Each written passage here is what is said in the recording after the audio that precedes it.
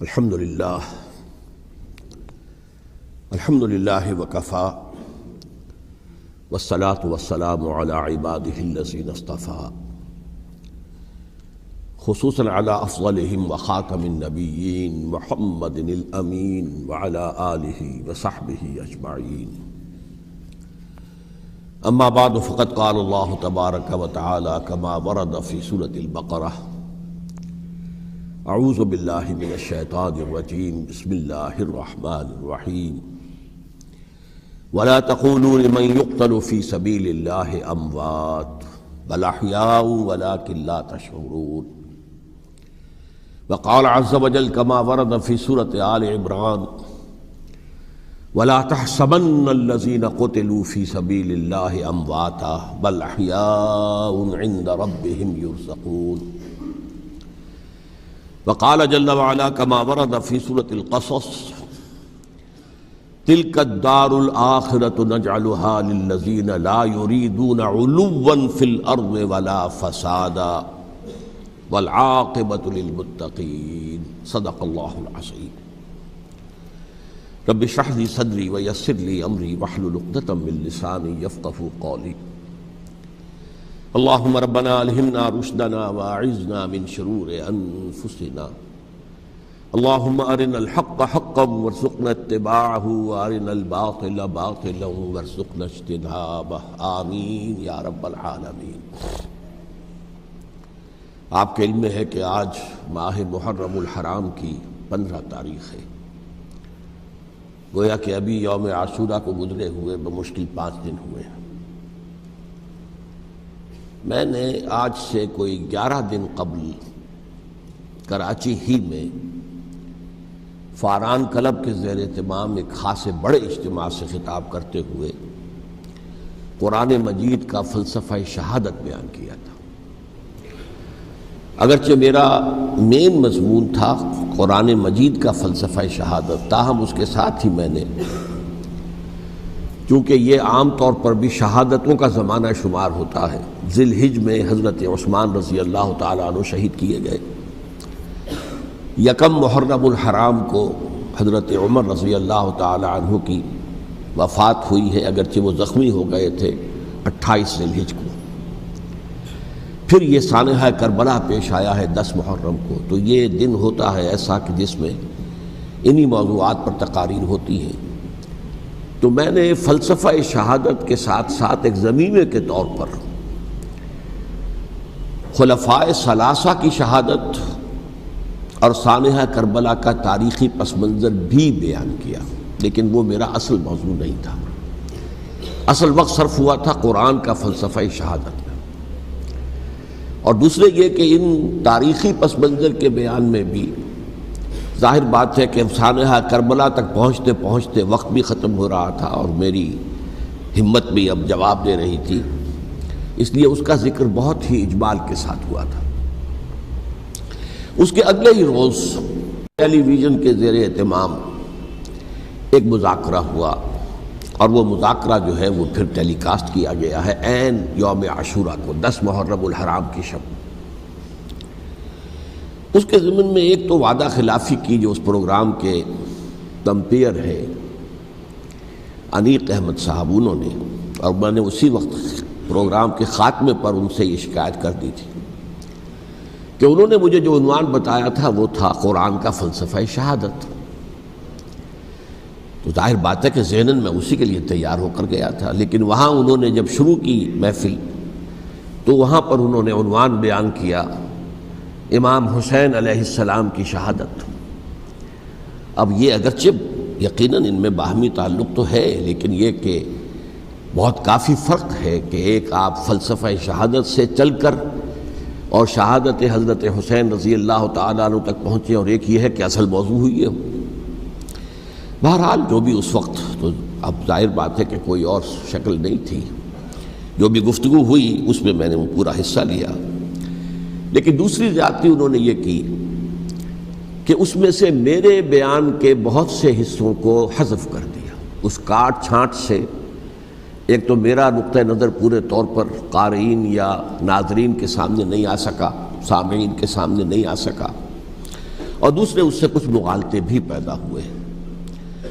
تو میں نے یہ سوچا کہ اب یہاں اس جمعے میں میں ان کی وضاحت کر دوں، اسی لیے باصرار میں نے یہ موضوع رکھوایا کہ سانحہ کربلا کا تاریخی پس منظر کیا ہے۔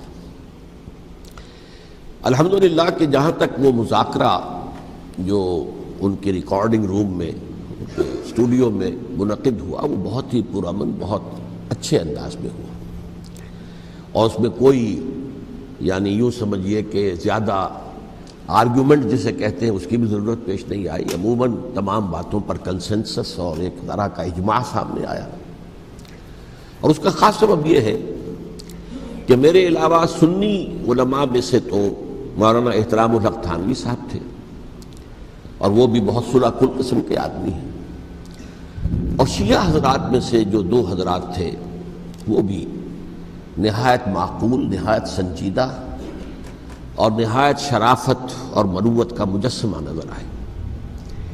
ان میں سے ایک صاحب سے میری پرانی یاد اللہ ہے، علامہ ڈاکٹر قلب صادق، ان کا تعلق لکھنؤ سے ہے، اور یہ میرے اندازے میں پوری طریقے سے نہیں کہہ سکتا، اس وقت جو بر عظیم پاک و ہند میں نامور علماء ہیں اہل تشیع کے، ان میں سے یہ چوٹی کی شخصیت ہے، اس میں کسی شک و شبے کی گنجائش نہیں، بہت مسلم عالم دین ہے، نہ صرف عالم دین ہے بلکہ ڈاکٹریٹ بھی انہوں نے کی ہوئی ہے۔ دوسری بات یہ کہ یہ بھی لکھنؤ کے رہنے والے تھے، اور مولانا سید ابو الحسن علی ندوی رحمۃ اللہ علیہ وہ بھی لکھنؤ کے، رائے بریلی کے رہنے والے تھے جو 40-45 میل دور ہے، لیکن ان کا اصل مرکز تو آپ کو معلوم ہے دارالعلوم ندوۃ العلماء لکھنؤ۔ تو ان کے ساتھ ان کے بڑے ہی برادرانہ تعلقات رہے، ایک دوسرے سے بڑی محبت، اور مولانا علی میاں رحمۃ اللہ علیہ بھی ان کے اجتماعات میں جا کر شریک ہوتے رہے ہیں، اور انہوں نے ایک فقرہ بھی نقل کیا مولانا علی میاں رحمۃ اللہ علیہ کا کہ آج ہمیں کوفے اور دمشق کی طرف دیکھنے کی ضرورت نہیں ہے بلکہ کربلا کی طرف دیکھنے کی ضرورت ہے۔ تو بہرحال مولانا علی میاں رحمۃ اللہ علیہ کو جو خاص تعلق تھا حضرت علی رضی اللہ تعالیٰ عنہ کی ذات کے ساتھ، اس پر تو ان کی ایک عظیم تصنیف جو ہے حضرت علی کی سیرت مطہرہ پر وہ خود دلالت کرتی ہے۔ تو علامہ ڈاکٹر قلب صادق جو ہیں وہ ایک تو اہل تشیع کے چوٹی کے علماء میں سے ہیں، مولانا علی میاں کے ساتھ ان کے برادرانہ تعلقات، خود میرے ساتھ ان کا معاملہ یہ رہا۔ اس کی وجہ کیا ہے کہ یہ اتحاد بین المسلمین کے بہت بڑے داعی اور علم بردار ہیں۔ شیعہ سنی جو ہے منافرت اور مخاصمت کی بجائے چاہتے کہ مفاہمت ہو اور قرب ہو اور غلط فہمیوں کا ازالہ ہو، اسی وجہ سے ان کی خصوصی نظر عنایت مجھ پر رہی ہے۔ مجھے یہ تو پوری طرح یاد نہیں کہ کراچی میں بھی ان سے ملاقات ہوئی تھی یا نہیں، لیکن ایک مرتبہ لاہور تشریف لائے تھے اور وہاں مجھ سے ملاقات ہوئی۔ پھر ایک مرتبہ میں نیو یارک میں تھا اور اتفاقاً ان کا بھی وہیں پر قیام تھا یا تشریف آوری ہو گئی تھی، تو وہاں بھی بڑی مفصل ملاقات کے لیے وہ تشریف لائے تھے۔ پھر میرا جو ایک کتاب کہہ لیں درمیانی شے ہے، شیعہ سنی مفاہمت کی ضرورت اور اہمیت، اس کے یہ باقاعدہ مبلغ رہے ہیں، اس کے بہت سے نسخے انہوں نے منگوا کر اپنے طور پر یہاں محرم الحرام کی جو ان کی مجالس ہوتی ہیں، اس مرتبہ بھی اسی کے لیے تشریف لائے ہوئے تھے، تو اس کے اندر انہوں نے اس کا تعارف کرایا، اس کی تعریف کی، اور اس کے بہت سے نسخے جو ہے وہ فروخت کروائے۔ تو یہ میں نے اصل میں آپ کے سامنے ایک پس منظر رکھ دیا ہے اس شخصیت کا کہ جو اس میں میجر ریپرزنٹیٹو تھے اہل تشیع کی طرف سے۔ انہوں نے ایک نقطہ جو بیان کیا، واقعہ یہ ہے کہ میرا ذہن بھی ادھر منتقل نہیں ہوا تھا اس سے پہلے، انہوں نے فرمایا کہ یہ اللہ کے راستے میں شہید ہو جانے والے کو جو اللہ کے راستے میں قتل ہو جائیں، سورہ بقرہ میں تو فرمایا انہیں مردہ مت کہو، وَلَا تَقُولُوا لِمَنْ يُقْتَلُ فِي سَبِيلِ اللَّهِ أَمْوَاتٌ بَلْ أَحْيَاءٌ وَلَٰكِن لَا تَشْعُرُونَ، وہ تو زندہ ہیں لیکن تمہیں ان کا شعور نہیں۔ لیکن سورہ آل عمران کے اندر جو آیت آئی ہے وَلَا تَحْسَبَنَّ الَّذِينَ قُتِلُوا فِي سَبِيلِ اللَّهِ أَمْوَاتًا بَلْ أَحْيَاءٌ عِندَ رَبِّهِمْ يُرْزَقُونَ، ہرگز مت سمجھنا ان کو جو اللہ کی راہ میں قتل ہو جائیں کہ وہ مردہ ہیں، وہ زندہ ہیں، اپنے رب کے پاس سے رزق پا رہے ہیں۔ تو انہوں نے کہا کہ اللہ تعالیٰ کی راہ میں قتل ہو جانے والے کو مقتول کہنا ہی نہیں، سمجھنا بھی غلط ہے۔ دل سے بھی بات جو ہے وہ یہ نہیں ہونی چاہیے کہ وہ مردہ ہے، بلکہ وہ زندہ ہے، اس شد و مد کے ساتھ وَلَا تَحْسَبَنَّ، ہرگز نہ سمجھنا ان کو جو اللہ کی راہ میں قتل ہو جائیں کہ وہ مردہ ہے، وہ تو زندہ ہے، اپنے رب کے پاس سے رزق پا رہے ہیں۔ اس در میرا ذہن نہیں گیا تھا، میں اس کو تسلیم کر رہا ہوں۔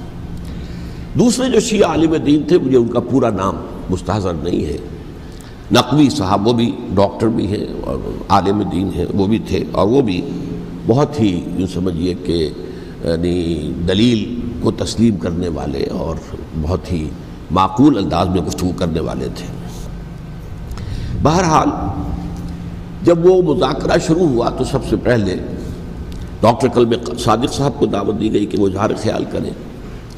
انہوں نے انہی 2 آیتوں کے حوالے سے جو ابھی میں نے بیان کی ہے، ایک نقطہ بھی بیان کیا، کچھ اور باتیں بھی بیان کی۔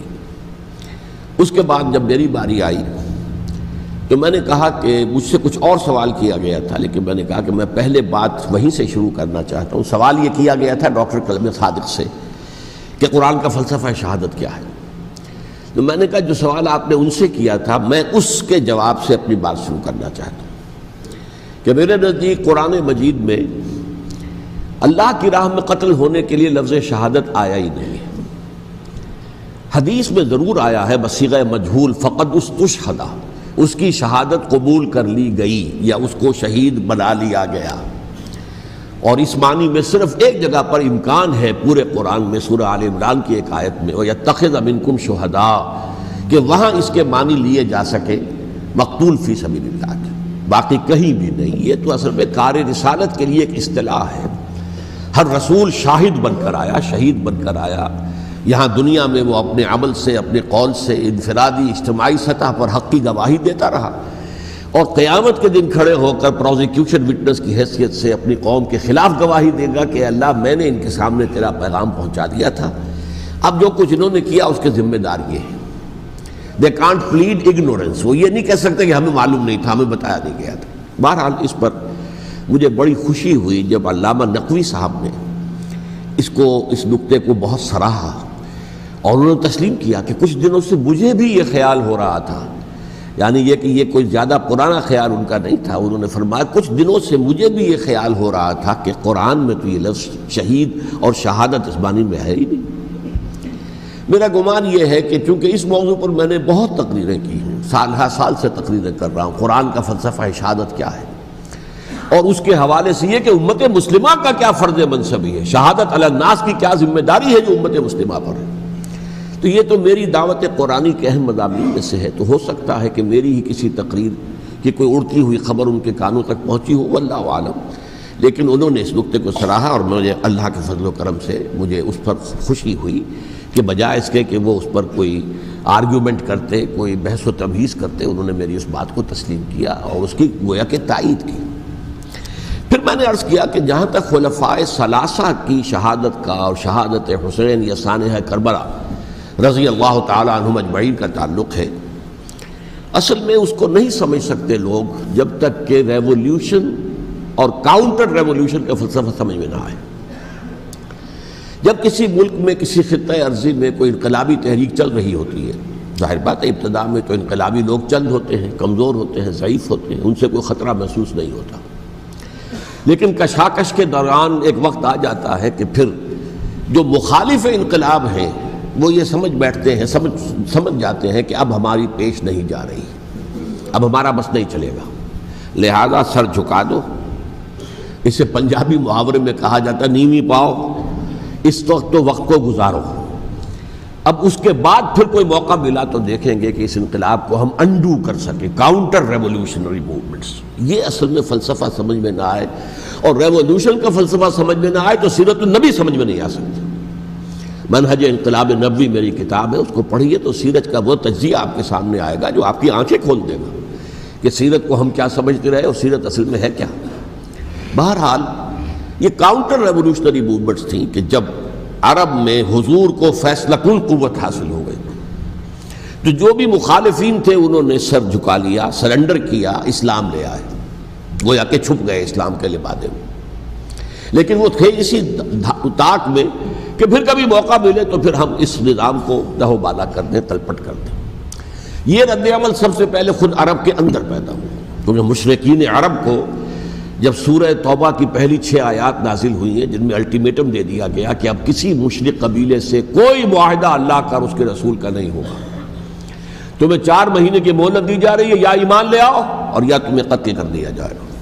یہ بہت سخت آیات ہے قرآن کی، سورہ توبہ کی ابتدائی 6 آیات۔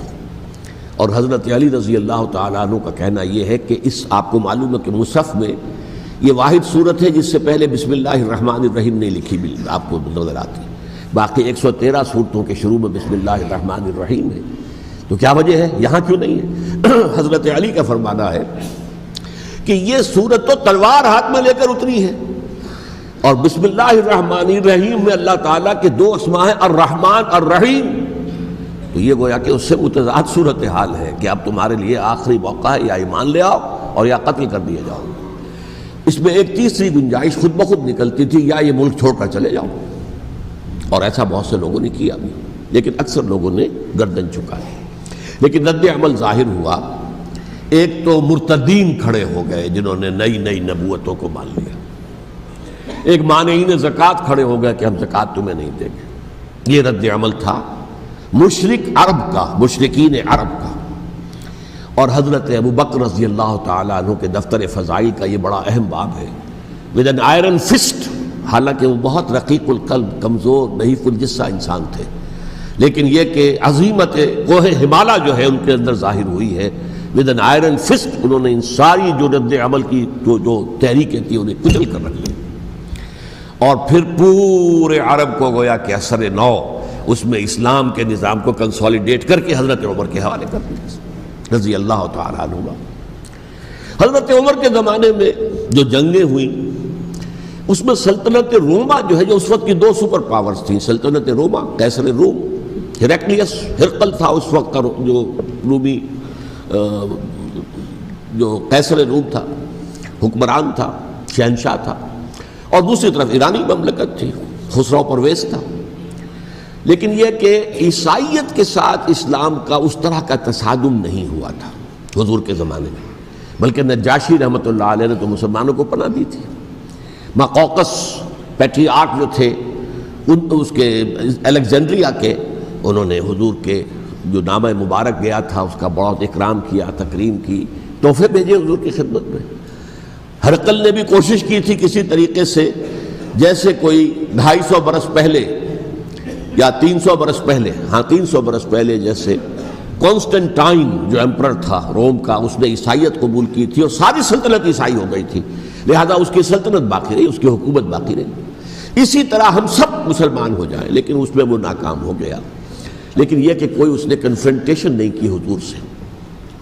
البتہ ایران کا معاملہ یہ تھا کہ اس کے پرخچے اڑ گئے، اس نے حضور کے نامہ مبارک کو چاک کیا تھا، حضور نے فرمایا جب اطلاع ملی کہ اس نے اپنی سلطنت کو چاک کر دیا ہے، اس کے ٹکڑے کر دیے۔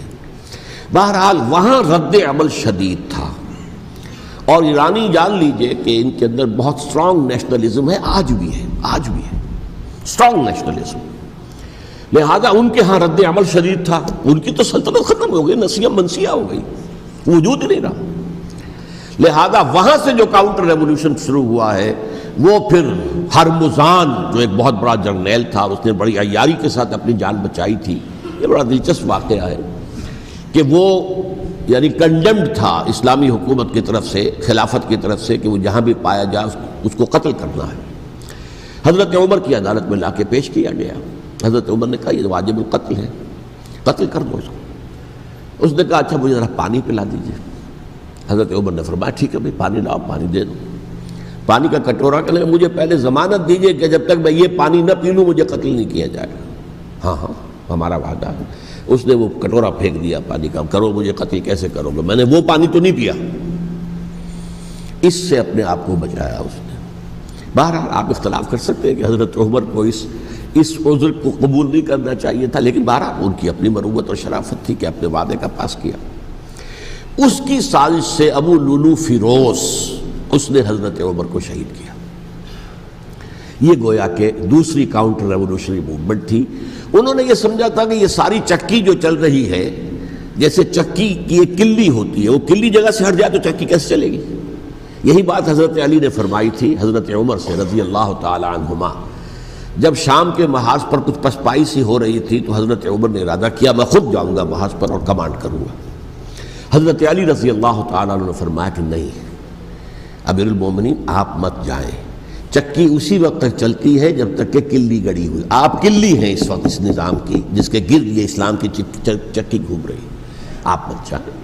لہذا حضرت عمر نے ان کی بات مانی، اس قدر صائب مشورہ تھا جو دیا تھا۔ بہرحال انہوں نے یہ سمجھا تھا کہ عمر ہی کے بل پر چل رہا ہے یہ سب کچھ، لہذا عمر کو بیچ سے ہٹا دینے سب بیٹھ جائے گا۔ لیکن ظاہر بات ہے کہ محمد الرسول اللہ کی بنائی ہوئی عمارت صلی اللہ علیہ وسلم اتنی کمزور نہیں تھی۔ اس کے بعد حضرت عمر کے انتقال کے بعد حضرت عثمان کا انتخاب ہوا، اور حضرت عثمان کے بھی 10 سال پہلے جو ہے وہ بالکل حضرت عمر کی جو دور خلافت ہے اس کے بالکل مشابہ ہے، مماثل۔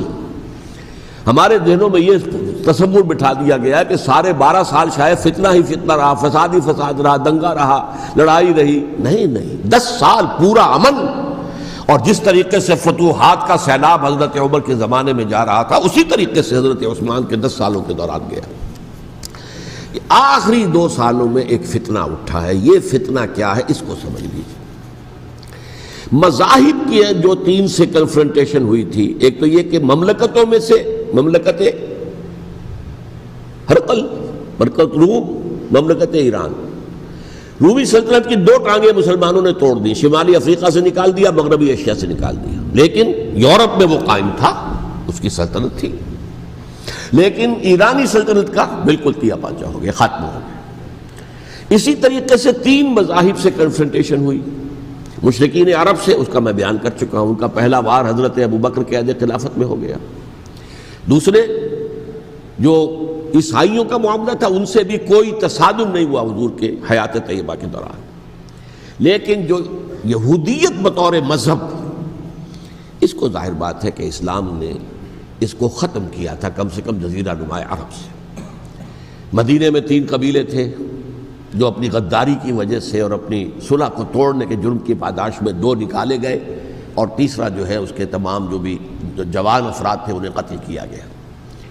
پھر خیبر پر حملہ کیا گیا اور خیبر کو جو ہے فتح کیا گیا، وہ یہودیوں کا بہت بڑا گڑھ تھا، اور جو مدینے سے نکالے گئے تھے وہ بھی وہیں جا کر مقیم ہو گئے تھے۔ تو اس اعتبار سے، اور پھر یہودی اپنے آپ کو سمجھتے تھے اللہ کی طرف سے دنیا میں جو نمائندہ جو ہے امت وہ ہم ہیں، اب انہیں معزول کر کے امت محمد کو وہاں پر کھڑا کر دیا گیا صلی اللہ علیہ وسلم۔ لہٰذا وہ بہت زیادہ جو سمجھیے ایگریوڈ، سب سے زیادہ جن کو گزند پہنچا ہے حضور کے دست مبارک سے، وہ یہودی تھے۔ لہذا ان کا جو رد عمل آیا ہے وہ ہے جس کے نتیجے میں حضرت عثمان شہید ہوئے، حضرت علی شہید ہوئے، حضرت حسین شہید ہوئے۔ اب اس چیز کو اچھی طرح سمجھیے، یہ جو رد عمل ہے یہ ایک شخص کے ذریعے سے آیا، اور اسی لیے بعض لوگ یہ سمجھتے ہیں کہ یہ خامخواہ کی کہانی ہے، کیا ایک آدمی اتنا بڑا کام کر سکتا؟ عبداللہ ابن سبا ایک یہودی جو اسلام کا لبادہ اوڑھ کر حضرت عثمان کے عہد خلافت میں مدینے میں آ گیا، ٹھیک، اس کے بارے میں تو میں بعد میں عرض کروں گا، لیکن ایک شخص کیا کچھ کر سکتا ہے اس کی مثال میں صاحب دے دوں آپ کو۔ پہلے حضرت مسیح علیہ السلام کے پورے دین کو ایک شخص نے ختم کر دیا، سینٹ پال جسے دنیا جانتی ہے جس کے نام سے، توحید کو تثلیث میں بدل دیا۔ حضرت عیسیٰ علیہ السلام تو توحید کی تلقین کر کے گئے تھے، توحید ختم، تثلیث آ گئی، جس میں پہلے باپ ماں اور بیٹا تھے، اس کے بعد باپ بیٹا اور روح القدس ہو گئے، تثلیث۔ نمبر 2، شریعت موسوی کو ساقط کر دیا، لہذا اب پالزم جو ہے، کرسچینٹی نہیں رہی، وہ حضرت عیسیٰ کو کہہ کر گئے تھے کہ شریعت موسوی تم پر لاگو رہے گی، نافذ رہے گی، ساقط کر دیا۔ نمبر 3، اس نے عیسائیت کے دائرہ تبلیغ کو وسیع کر دیا، جنٹائلز یا گوئمز کے اندر بھی، غیر یہودیوں میں، حالانکہ حضرت مسیح کہہ کر گئے تھے کہ تمہیں صرف یہودیوں سے خطاب کرنا ہے، اور میں صرف اسرائیل کے گھرانے کی کھوئی ہوئی بھیڑوں کی تلاش میں آیا۔ اب آپ دیکھیے حضرت مسیح کے فوراً بعد اور حضرت مسیح کی زندگی کے دوران جب تک کہ وہ موجود تھے، وہ بدترین دشمن تھا حضرت مسیح علیہ السلام کا۔ بعد میں لبادہ اوڑھا، اور یہ کہ مجھے مکاشفہ ہوا ہے، مکاشفے میں مسیح سے میری ملاقات ہوئی ہے، میں ان پر ایمان لے آیا ہوں، اور پھر اس نے اپنے زہد اور دینداری کا جو بھی فراڈ تھا اس کے نتیجے میں اپنی حیثیت بنا لی، دین مسیحی کو بالکل ختم کر دیا۔ آج کہاں ہے وہ دین مسیحی؟ دی 100 کے مصنف نے بھی صاف لکھا ہے کہ جب تک حضرت مسیح دنیا کے اندر موجود تھے عیسائیت کی حیثیت یہودیت نے ایک فرقے سے زیادہ نہیں تھی، یہودیوں کا ایک فرقہ، ایک جماعت بس۔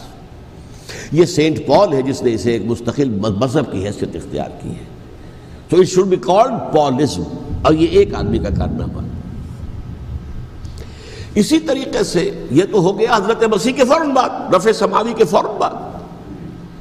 1500 برس کے بعد ایک تحریک چلی ہے یورپ کے اندر، اصلاح مذہب، اور اس کی پشت پر بھی یہودی ذہن تھا۔ یہودی ذہن نے عیسائیت کو 2 حصوں میں تقسیم کر دیا، کیتھولک اینڈ پروٹیسٹنٹس، اور پروٹیسٹنٹس کو اپنا اعلی کار بنایا۔ یہ ایک علیحدہ مضمون ہے جس پر میں تفصیل میں نہیں جانا چاہتا، میری کتاب بھی موجود ہے اس موضوع پر، سابقہ اور موجودہ مسلمان امتوں کا ماضی، حال و مستقبل، اس میں میں نے تفصیل بیان کی۔ یہ جو تقسیم ہوا ہے تو وہ پہلی بات ایک یہودی، جیسے کہ علامہ اقبال نے، مارکس بھی تو ایک یہودی تھا نا، تو ابلیس کی مجلس شورا میں بڑا پیارا شعر ہے، وہ یہودی فتنہ گر، وہ روح مصدق کا بروز، ہر قبا ہونے کو ہے اس کے جنوں سے چاک چاک۔ یہ ایک یہودی فتنہ گر مارکس نے وہ تصور دنیا کو دیا جس نے عظیم انقلاب برپا کیا روس کے اندر، بولشوک ریولوشن، اور جو پھر آدھی دنیا تک پھیل گیا۔ آج سے 50 سال پہلے امریکہ کانپتا تھا، روس کے سامنے کھڑا ہوا کانپ رہا تھا، اس لیے کہ روس سائنٹیفک ترقی میں امریکہ سے بہت آگے تھا، اس کے ایسٹروناٹس پہلے گئے ہیں خلا کے اندر، امریکہ تو بہت پیچھے تھا۔ بہرحال اس نے جس طریقے سے USSR کا خاتمہ کرایا ہے وہ ایک علیحدہ بات ہے، میں اس وقت اس طرف نہیں جانا چاہتا، لیکن جان لیجئے کہ وہ ایک شخص کا کارنامہ، وہ یہودی فتنہ گر، وہ روح مصدق کا بروز، ہر قبا ہونے کو ہے اس کے جنوں سے تار تار۔ اسی طرح وہ عبداللہ ابن سبا یہودی فتنہ گر۔ آج اہل تشیع میں سے بعض حضرات کہتے ہیں کہ یہ عبداللہ ابن سبا یہ تو افسانوی شخصیت ہے، اس کی حقیقت کوئی تھی ہی نہیں، حالانکہ ان کی اپنی کتاب میں رجال کشی کے اندر اس کا ذکر موجود ہے، اور یہ بھی موجود ہے کہ حضرت علی رضی اللہ تعالیٰ عنہ نے اپنے عہد خلافت میں اسے زندہ جلوایا ہے۔ اس کی وجہ کیا تھی؟ یہ آیا مدینے کے اندر اسلام کا لبادہ اوڑھ کر، اس نے چند عقیدوں کی اشاعت شروع کی۔ سب سے پہلے حضرت علی تو خدا ہیں، گاڈ انکارنیٹ، اوتار کا تصور، جیسے ہندوؤں میں ہے رام چندر جی خدا کا اوتار، اور عیسائیت میں بھی پہلے گاڈ انکارنیٹ کا تصور تھا کہ حضرت مسیح خدا کا اوتار ہے، انکارنیشن آف گاڈ۔ تو اس نے کہا کہ حضرت علی تو خدا کا اوتار ہے، خدا ہے۔ نمبر 2، اس نے کہا کہ ہر نبی کا ایک وصی ہوتا ہے جس کے حق میں وہ وصیت کرتا ہے، تو حضور صلی اللہ علیہ وسلم کے وصی حضرت علی ہیں، لہذا خلیفہ تو اول روز سے حضرت علی ہیں، حضرت ابو بکر، حضرت عمر، حضرت عثمان، یہ تو غاصب ہے، اور حضرت عثمان کی خلافت تھی اس وقت تو خاص طور پر۔ پھر اس نے جو قبائلی عصبیت تھی اسے بھڑکایا۔ پرانی جو عصبیت چل رہی تھی قریش کے اندر، وہ 2 گھرانے ایک دوسرے کے مد مقابل تھے۔ دیکھیے، ایک ہوتا ہے قبیلہ، ایک ہوتا ہے گھرانہ۔ ہمارے پنجاب میں ایک قبیلہ ہے وٹو قبیلہ، اس کے گھرانے بہت سے، مانے کے، لالے کے، فجے کے، شامد کے، یعنی کوئی لالا تھا ان میں سے بڑا، ان کے بیٹے ہو گئے لالے کے، ان کی اولاد، خاندان یہ کہلاتے ہیں۔ قبیلہ ایک، یہ وٹو قبیلہ۔ تو قبیلہ تھا قریش، اس میں گھرانے بہت تھے، بنو ہاشم، بنو امیہ، بنو تیم، بنو عدی، یہ بہت سے گھرانے تھے۔ تو چوٹی کے 2 گھرانے جو تھے وہ بنو ہاشم اور بنو امیہ، ان کے درمیان چپقلش تھی، مقابلہ، مسابقت، اور یہ مسابقت فی الخیر بھی ہوتی تھی۔ اگر انہوں نے غریبوں کو کھانے کھلائے ہیں تو ہم ان سے بڑھ کر کھلائیں گے، اگر وہ حاجیوں کی خدمت کرتے ہیں تو ہم ان سے بڑھ کر کریں گے۔ تو ان کے اندر یہ مسابقت فی الخیر بھی تھی، لیکن چپقلش تھی کہ کوئی ہم سے آگے نہ نکل جائے، وہ سمجھتا تھا وہ آگے نہ نکل جائے۔ اس شخص نے اس پرانی عصبیت کو تازہ کیا کہ حضور تو بنو ہاشم میں سے تھے، لہذا خلافت حق ہے بنو ہاشم کا، یہ غاصب ہے۔ اس سے پہلے 2 خلفاء جو تھے وہ نہ بنو ہاشم سے تھے نہ بنو امیہ سے تھے۔ حضرت ابو بکر بنو تیم میں سے تھے، چھوٹا قبیلہ تھا۔ حضرت عمر بنی عدی میں سے تھے، وہ بھی چھوٹا قبیلہ تھا۔ یہ حضرت عثمان پہلے خلیفہ جو بنو امیہ میں سے تھے، جن کی پرانی چپقلش بنو ہاشم سے تھی۔ اب اس کو موقع مل گیا کہ پرانی قبائلی عصبیت کو بھڑکائے۔ یہ ہے اصل میں اس فتنے کا پس منظر عبداللہ ابن سبا نے جو آ کر پھیلایا ہے، اور اس کی تفصیل میں اس وقت میں نہیں جا سکتا، کیسے یہ فتنہ پروان چڑھا، کیا انہوں نے اسٹریٹجی اختیار کی کہ یہ کیا کرتے تھے، گروہ بنا کر بھیجتے تھے لوگوں کو، کوفے میں جاؤ تو وہاں پر دمشق کے گورنر کے خلاف اور مصر کے گورنر کے خلاف الزامات لگاؤ، اس نے یہ کیا، وہ غبن کر گیا، وہ یہ کر گیا، وہ خیانت کر رہا ہے، وہ رشتہ داروں کو پال رہا ہے، اور عثمان کے خلاف بھی تقریریں کرو رضی اللہ تعالیٰ عنہ۔ دمشق میں جاؤ تو کوفے کے گورنر کے خلاف، کیونکہ دمشق کے گورنر کے خلاف بات کرو گے تو لوگوں کو معلوم ہوگا کہ یہ جھوٹ بول رہے ہیں، لیکن یہ کہ وہاں تو تم بات کرو کوفے کے گورنر کے خلاف اور مصر کے گورنر کے خلاف اور حضرت عثمان کے خلاف۔ مصر میں جاؤ تو بات کرو کوفے کے اور شام کے گورنر کے خلاف اور حضرت عثمان کے خلاف۔ یہ انہوں نے ایسا اٹھایا، اور اس زمانے میں آپ کو معلوم ہے ذرائع رسل و رسائل تھے نہیں، نہ اس فتنے کی پتہ چل سکا جب تک کہ وہ فتنہ جو ہے پوری طرح برگ و بار لا کر تراور درخت نہیں بن گیا۔ اس کے نتیجے میں حضرت عثمان رضی اللہ تعالیٰ عنہ شہید ہوئے، اور خلیفہ پھر حضرت علی رضی اللہ تعالیٰ عنہ کو انہی سوائیوں نے، جنہوں نے گھیراؤ کیا تھا، جنہوں نے حضرت عثمان کو شہید کیا ہے، یہی حضرت علی رضی اللہ تعالیٰ عنہ کے ارد گرد ہو گئے۔ اور حضرت علی رضی اللہ تعالیٰ عنہ بھی نہیں چاہتے تھے خلافت کی بیعت لینا، لیکن آخر کیا کرتے؟ کیا وہ امت کو بغیر خلیفہ کے چھوڑ دیتے؟ حضرت زبیر سے کہا گیا، انہوں نے نہیں مانا، رد کر دی بات۔ حضرت طلحہ سے کہا گیا، انہوں نے نہیں مانا۔ حضرت علی سے کہا گیا، اب عشرہ مبشرہ میں سے یہی تو تھے نا، لہذا انہوں نے تسلیم کر لیا، خلافت ہو گئی۔ لیکن اس کے بعد جو خانہ جنگی ہوئی ہے، اس خانہ جنگی کے نتیجے میں نوٹ کر لیجئے کہ 1,00,000 کے قریب مسلمان ایک دوسرے کی تلواروں اور نیزوں اور برچھیوں اور تیروں سے ختم ہو گئے، ہلاک ہو گئے۔ یہ ہماری تاریخ کا تاریک ترین باب ہے۔ 5 سال، 4.5 سال حضرت علی کی خلافت کے، اور 6 مہینے حضرت حسن کی خلافت کے رضی اللہ تعالی عنہ۔ اس سے کیا ہوا کہ ایک طرف تو اسلام کی جو توسیع ہو رہی تھی، تھمتا نہ تھا کسی سے سیل رواں ہمارا، وہ سیلاب رک گیا، انٹرنل سیبوٹاج ہو گئی نا، اب تو اندر ہی آپس ہی میں اگر دست و گریبان ہو گئے تو باہر اب کیا توسیع کرتے ہیں، وہ توسیع کا عمل رک گیا۔ اور یوں سمجھیے کہ جیسے ٹرک اگر کبھی چل رہا ہو، بھرا ہوا ہو، لوڈڈ، اور وہ چڑھائی چڑھ رہا ہو، تو اگر کہیں موشن ٹوٹ جائے، ٹرک کو رکنا پڑے، تو ڈرائیور کے جان پر بن جاتی، اس لیے کہ اس کو دوبارہ سٹارٹ کرنا، اور جبکہ وہ چڑھائی پر ہے، انکلائن پر ہے، آسان کام نہیں ہوتا، خطرہ ہوتا ہے وہ پیچھے جو ہے وہ نہ جائے۔ اور پہاڑی علاقوں میں آپ کو معلوم ہے ذرا پیچھے چلے جانے کا مطلب جو ہے بہت خطرناک جو ہے نتیجہ نکل سکتا ہے۔ بہرحال حضرت علی رضی اللہ تعالیٰ عنہ نے اپنے خلافت میں ایک کام یہ کیا، اب اس کی کیا مصلحتیں تھیں یہ تو انہی کے علم میں ہوگا، ہم قیاس کر سکتے ہیں، اور میں اس تک میں نہیں جانا چاہتا۔ ابھی تک خلافت کا مرکز تھا مدینہ منورہ، حضرت ابوبکر، حضرت عمر، حضرت عثمان، وہیں جہاں حضور صلی اللہ علیہ وسلم رہے تھے اور جہاں پر کہ حضور مدفون تھے۔ لیکن حضرت علی نے اپنا مرکز جو ہے وہ کوفہ بنا دیا۔ اچھا، اس کی ایک ظاہری وجہ یہ سمجھ میں آتی ہے کہ اسلام کا جو پھیلاؤ ہو گیا تھا، وہ سلطنت اتنی وسیع ہو گئی تھی کہ مدینہ منورہ بہت جنوب میں اور بڑے صحرا کو عبور کر کے جانا ہوتا تھا۔ کوفہ جبکہ ایسی مقام پر تھا کہ جہاں سے مشرقی راستہ جا رہا ہے ایران کو، عراق کے اندر تو ہے وہ شہر کوفہ، اور پھر ایران اور خراسان اور ہندوستان کو راستہ جا رہا ہے، وہیں سے شمال کی طرف جا رہا ہے، شام کی طرف اور ترکی کی طرف، اور وہاں سے پھر یہ کہ مغربی افریقہ کو بھی کنٹرول کرنا، جو شمالی افریقہ کو، وہ بھی آسان تھا۔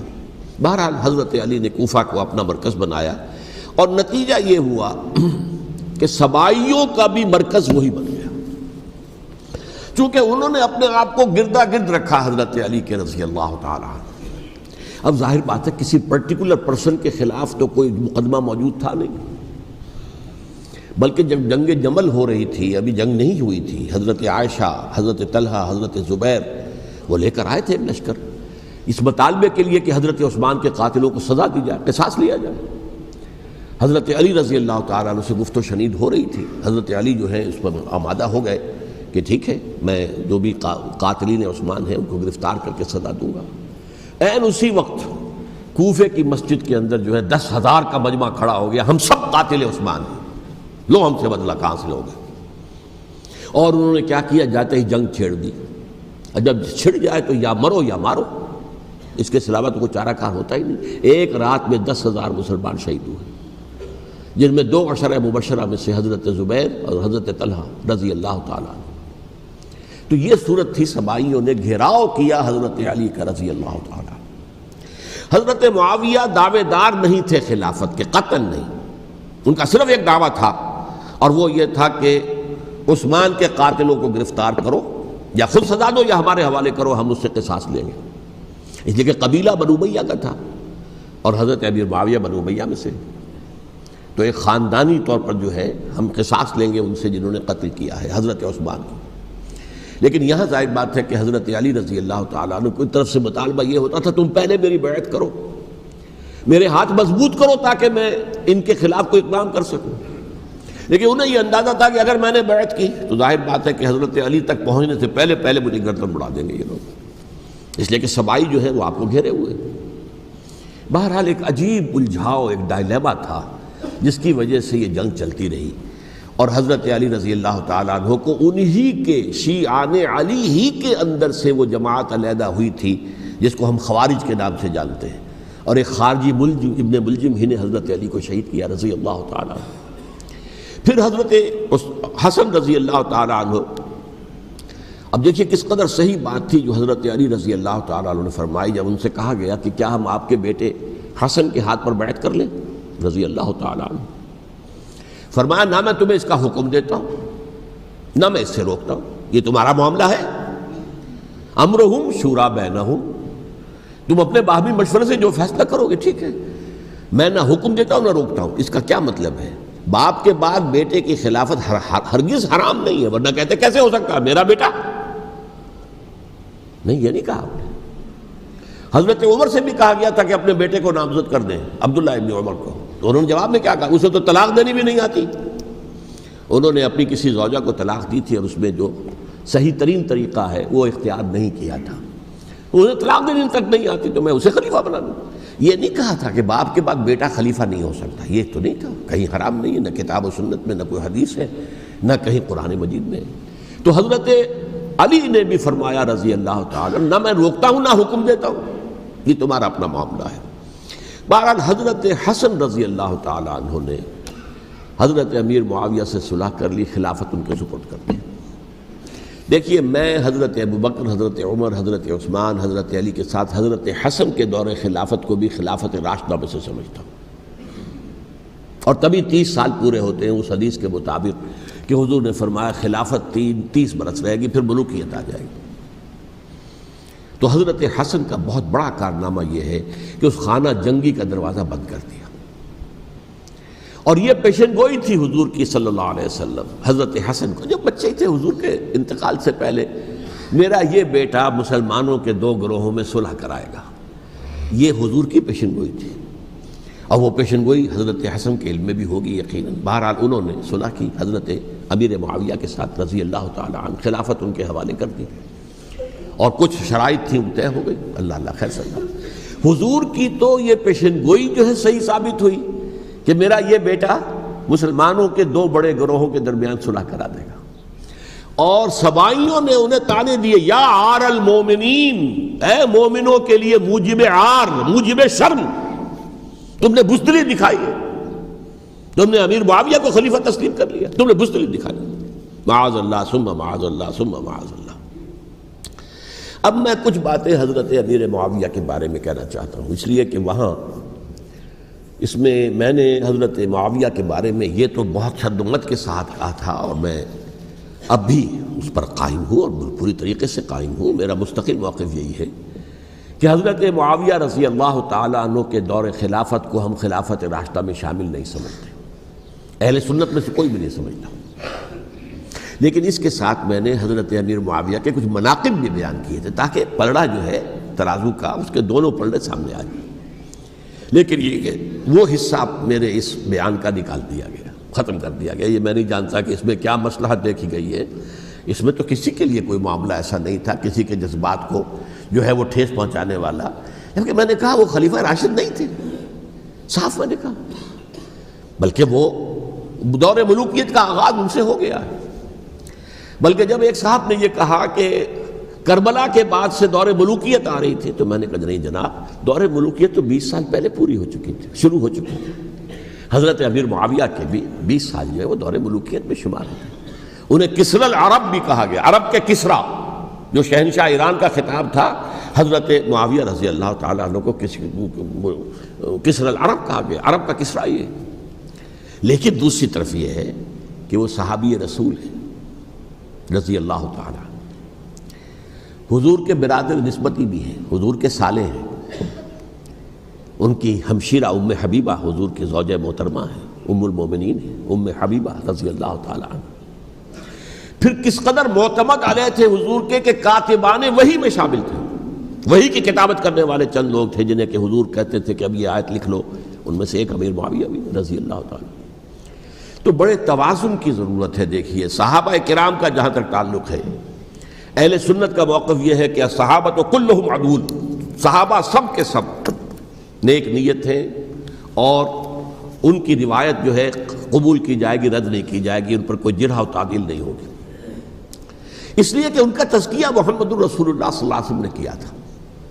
لہٰذا یہ تو ہو سکتا ہے کہ کسی صحابی سے کوئی خطا ہو جائے، لیکن وہ خطا اجتہادی ہوگی، نیت کی خطا نہیں ہوگی، نیت کی غلطی نہیں ہوگی۔ اگر کسی صحابی کی نیت پر حملہ کیا جائے تو یہ اصل میں طعن ہے، حملہ ہے حضور پر کہ وہ تربیت دے نہیں سکے اپنے ساتھیوں کو، معاذ اللہ ثم معاذ اللہ ثم معاذ اللہ، وہ تزکیہ کر ہی نہیں سکے۔ 3 جگہ جو قرآن میں آیا ہے یتلو علیہم آیاتہ ویزکیہم، تو کیا تزکیہ کیا؟ اگر ان کے قریب ترین ساتھی جو تھے، اگر ان کے اندر بھی بدنیتی تھی اور دنیا کی طلب تھی اور دنیا کے اندر اقتدار حاصل کرنے کا جذبہ تھا، تو پھر کیا تزکیہ کیا؟ معاذ اللہ ثم معاذ اللہ۔ لہذا صحابہ سب کے سب عدول ہیں، اور ان سے اختلاف ممکن ہے، لیکن ان کی نیت پر حملہ نہیں ہو سکتا۔ تو حضرت امیر معاویہ کی شخصیت ایک چیز ہے، آپ کا دور خلافت دوسری چیز ہے۔ شخصیت کے اعتبار سے صحابی رسول ہیں، برادر نسبتی ہیں حضور کے صلی اللہ علیہ وسلم، اور پھر یہ کہ اس قدر معتمد علیہ ہے صحابہ میں سے کہ وہ کاتبان وحی، یہ عام آدمی کے کرنے کا کام نہیں تھا جو وحی کی کتابت کرے، اللہ کے کلام کی۔ البتہ یہ ہے کہ جیسا کہ میں نے عرض کیا، ان کا دور خلافت راشدہ نہیں ہے، وہ ملوکیت کا دور ہے۔ یہ میں نے جیسا کہ عرض کیا، میں نے ایک صاحب نے جب یہ کہا کہ ملوکیت شروع ہو رہی تھی، میں نے کہا شروع نہیں ہو رہی تھی، ملوکیت تو 20 سال پہلے شروع ہو چکی تھی۔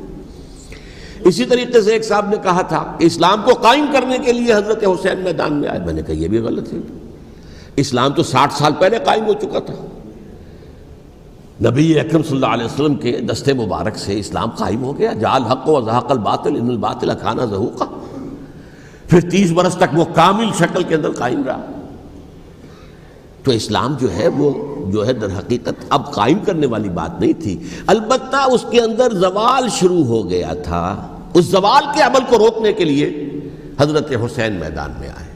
یہ ایک چیز کو صحیح تاریخی پرسپیکٹو میں رکھنا، تو جس طرح سے دین کو قائم کرنے کے لیے دیکھیں، قائم تو کیا محمد رسول اللہ صلی اللہ علیہ وسلم والذین معہ رضی اللہ تعالیٰ عنہ، انہوں نے کیا تھا۔ ہاں اب جو ہے وہ اپنی اس شاندار حیثیت سے نیچے گرنے لگا تھا، وہ میں بعد میں عرض کروں گا کہ میں نے اسے کیا عرض کیا تھا کہ یہ اس زوال کو روکنے کے لیے کسی طریقے سے یہ اپنی اصل حقیقت میں قائم رہے، یہ حضرت حسین رضی اللہ تعالیٰ عنہ کے سعی تھے۔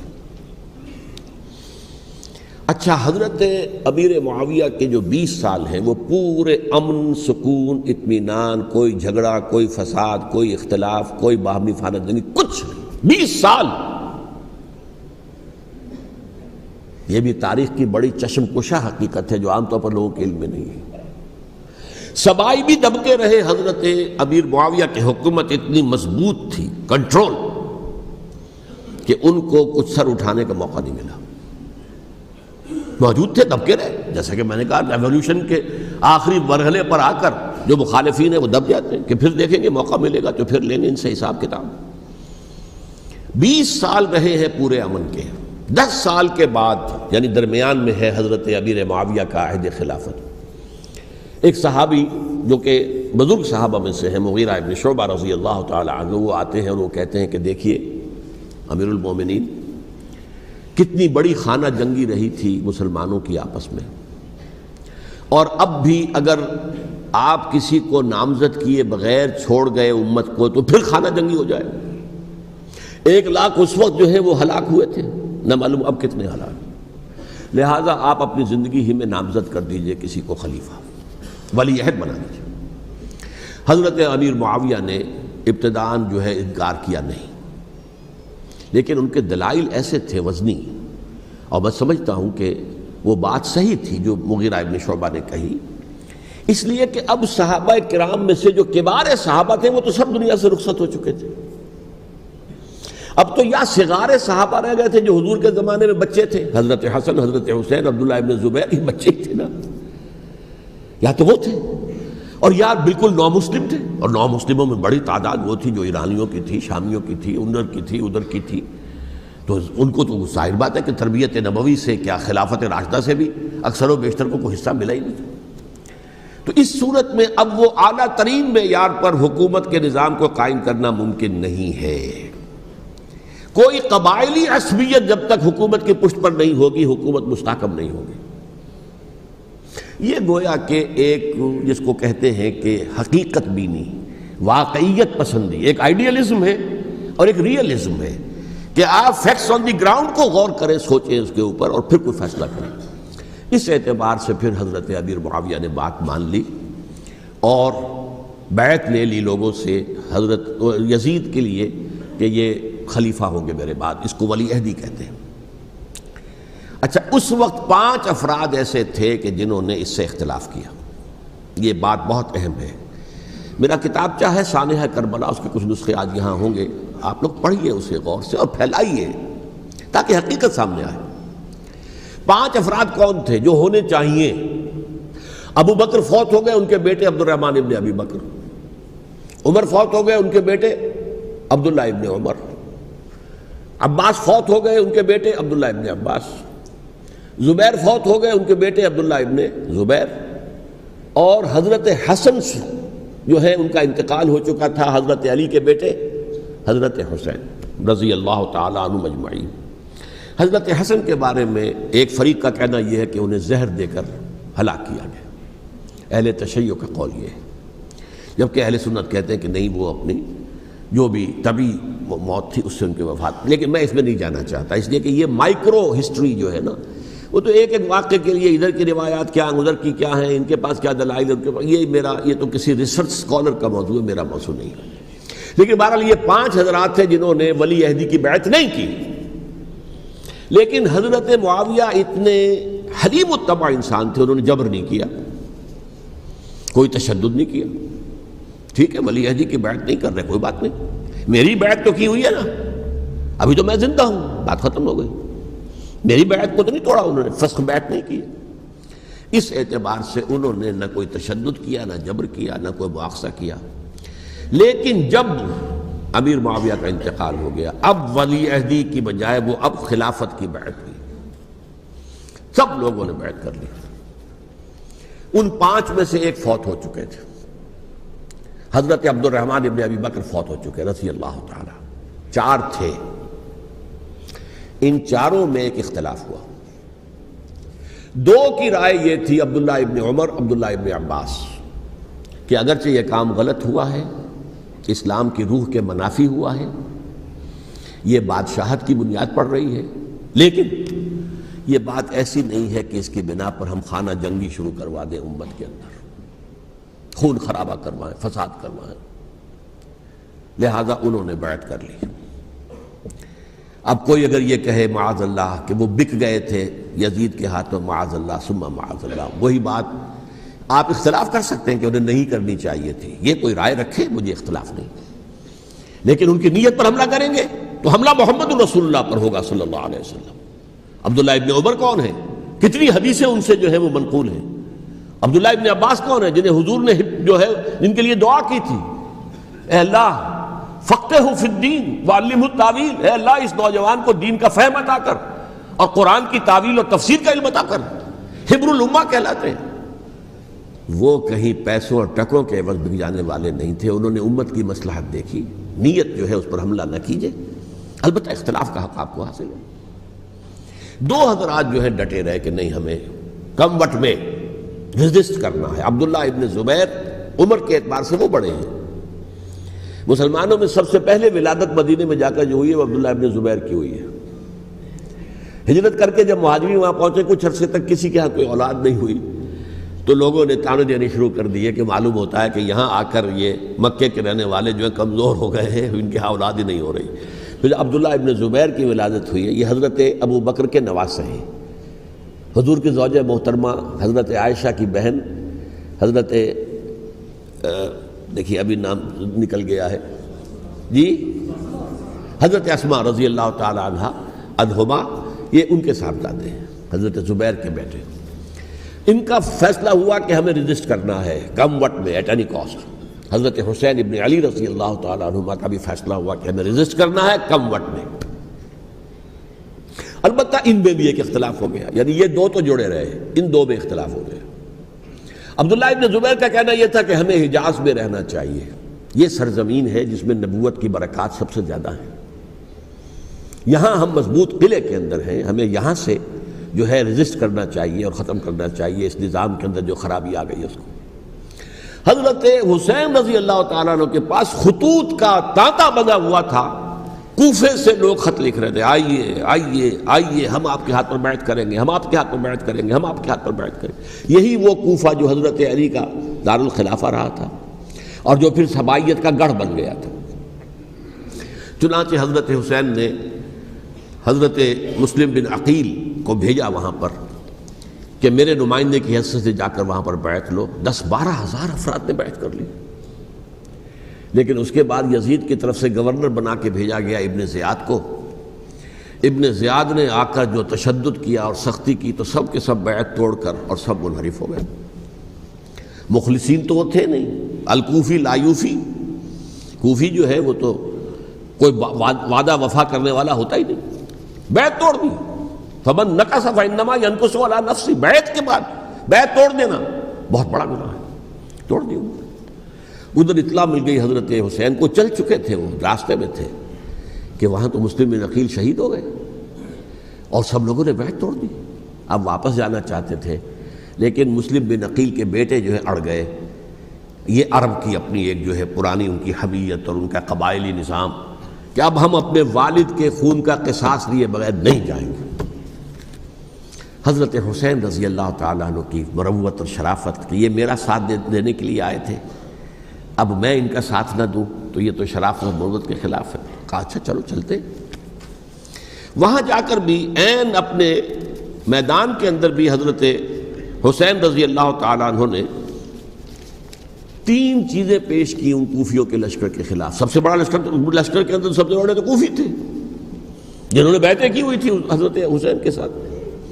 دیکھو مجھے جانے دو واپس حجاز کی طرف، یا مجھے سرحدوں پر بھیج دو تاکہ میں کافروں کے ساتھ جنگ کرتے ہوئے اپنی جان دے دوں، یا مجھے یزید کے پاس جانے دو، میں اپنا معاملہ اس سے طے کر لوں۔ لیکن کوفیوں کو یہ گوارا نہیں تھا۔ اگر یہ یزید کے پاس پہنچ گئے تو ہمارا کچا چٹھا بیان کر دیں گے کہ مجھے تو ان لوگوں نے ورغلا کر بلایا تھا۔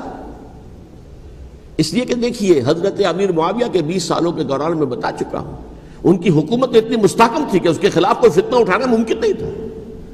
اب چونکہ ایک چینج اوور ہوا تھا، اور چینج اوور میں آپ کو معلوم ہوتا ہے کہ ایک جس کو کہتے ہیں every thing is in the melting پاٹ، ابھی تو یہ درمیان کے اندر معاملہ ہے، تو انہیں موقع ملا، سر اٹھایا حضرت حسین رضی اللہ تعالیٰ عنہ کو، جو خطوط لکھے جس کے کہ تھیلے کے تھیلے اور بوریوں کی بوریاں بھری ہوئی حضرت حسین کے ساتھ تھی، وہ کہا کہ آئیے ہم آپ سے بیعت کریں گے۔ انہوں نے نہیں مانا، اور اصل میں حضرت حسین کے قاتل وہ کوفی ہیں، وہ بزدل، وہ منافق جنہوں نے بیعت کر کے بیعت توڑی، اور اب وہ آ گئے کہ اگر یہ حسین رضی اللہ تعالیٰ عنہ بچ کر کہیں یزید کے پاس پہنچ گئے تو پھر ہمارا کچا چٹھا جو ہے وہ سامنے آ جائے گا اور ہماری پھر شامت آ جائے گی۔ لہذا انہوں نے قتل کیا حضرت حسین کو رضی اللہ تعالیٰ۔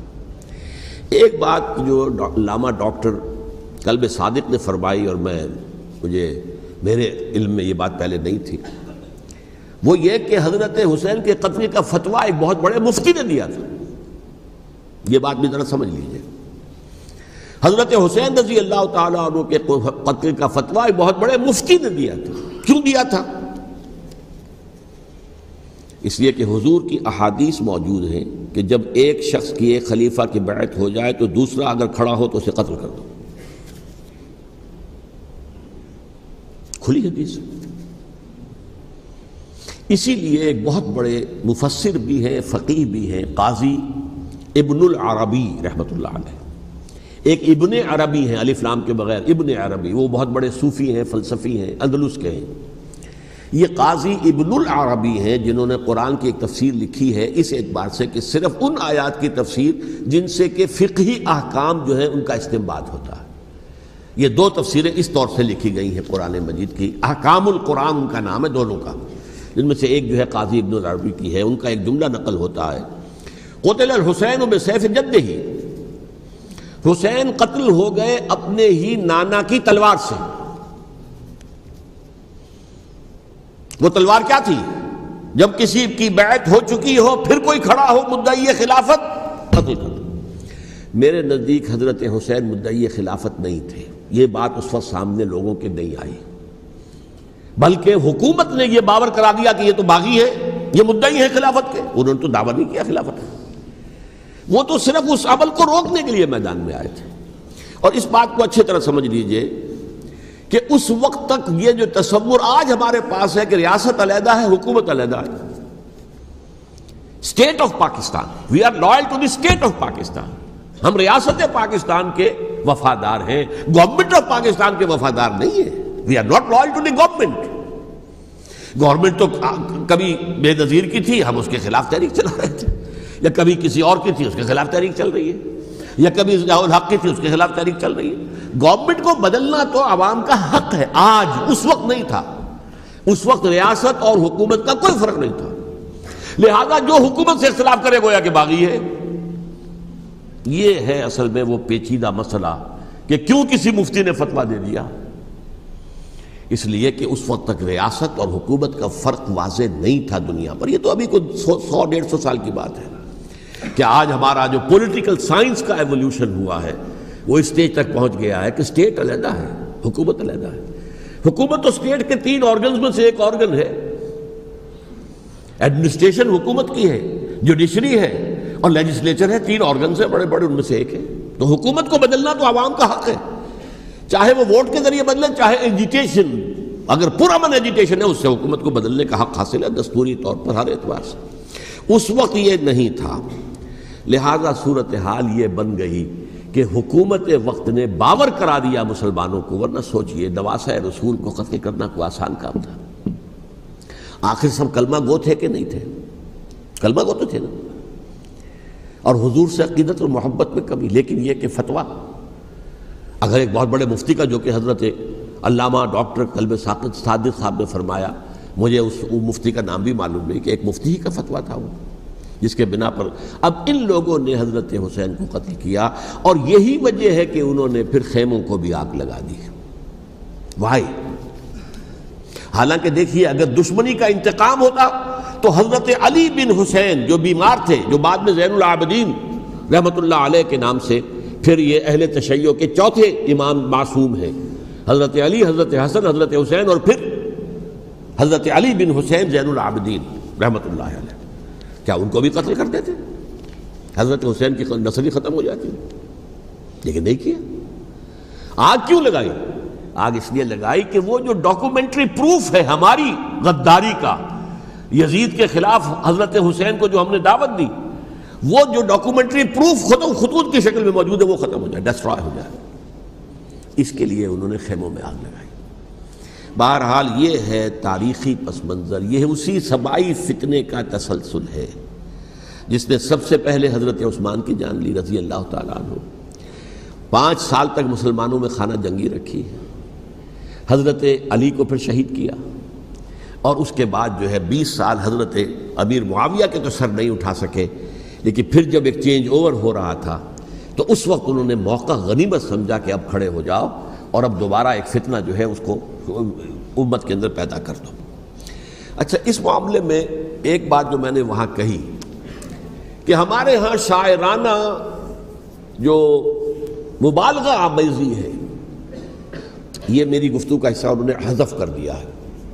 اور میں نے ایک سنی شاعر، بہت بڑے عالم، جن کے حوالے سے آج بھی میری تقریر ہوگی خالق دینہ ہال میں، مولانا محمد علی جوہر کے ایک شعر کے حوالے سے کہا کہ قتل حسین اصل میں مرگ یزید ہے، اسلام زندہ ہوتا ہے ہر کربلا کے بعد. میں نے کہا یہ بالکل محمل شعر ہے، اسلام مرا ہی نہیں تھا، زندہ ہونے کا کیا سوال. اور اگر کسی درجے میں مزمحل یا زخمی ہوا تھا تو وہ تو رہا، کربلا کے بعد بھی رہا، یزید کی حکومت بھی رہی، بنو امیہ کی حکومت بھی چلی، کوئی تبدیلی تو نہیں آئی. یہ کیا کہہ رہے ہیں؟ اسلام زندہ ہوتا ہے کربلا کے بعد. میں نے کہا اسلام مرا نہیں تھا. جیسے میں نے یہ کہا کہ ملوکیت جو ہے وہ اب شروع نہیں ہوئی، ملوکیت تو 20 برس پہلے شروع ہو چکی تھی حضرت امیر معاویہ کے. لیکن ظاہر بات ہے کہ حضرت حسن نے، حضرت حسین نے اس کو قبول کیا، اور حضرت حسین نے تو پھر 10 سال تک ولی عہدی جو تھی چاہے بیعت نہیں کی لیکن اس کے خلاف میدان میں آ کر چیلنج تو نہیں کیا. اس اعتبار سے یہ معاملہ جو ہے اسلام زندہ ہوتا ہے کربلا کے بعد، یہ بے تکی بات ہے.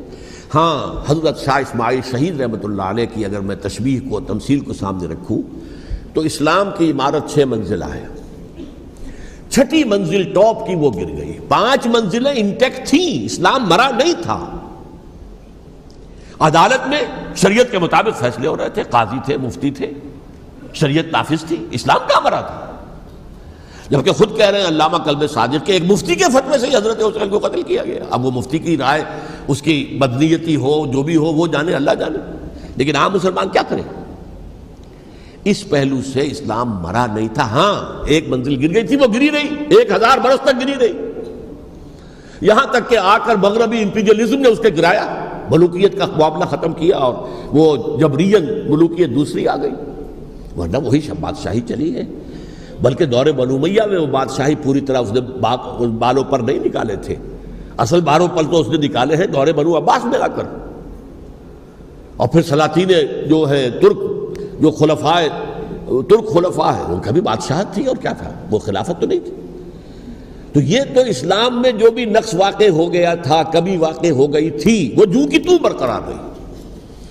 اس کو بھی تسلیم کیا. میں اللہ کا شکر ادا کر کے کہتا ہوں کہ دونوں حضرات، دونوں شیعہ دانشور اور بڑی اعلیٰ سطح کے جو شیعہ عالم تھے، انہوں نے اس بات کو تسلیم کیا اور میری اس بات کو چیلنج نہیں کیا.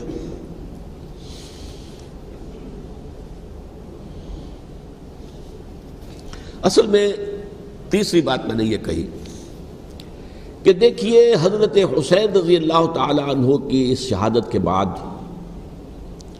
اس کے بعد واقعہ حرہ بھی ہوا، جو واقعہ کربلا سے بھی بعض اعتبارات سے زیادہ بھیانک اور زیادہ گھناؤنا واقعہ بنو امیہ کی تاریخ ہے، جس کو لوگ جانتے ہی نہیں.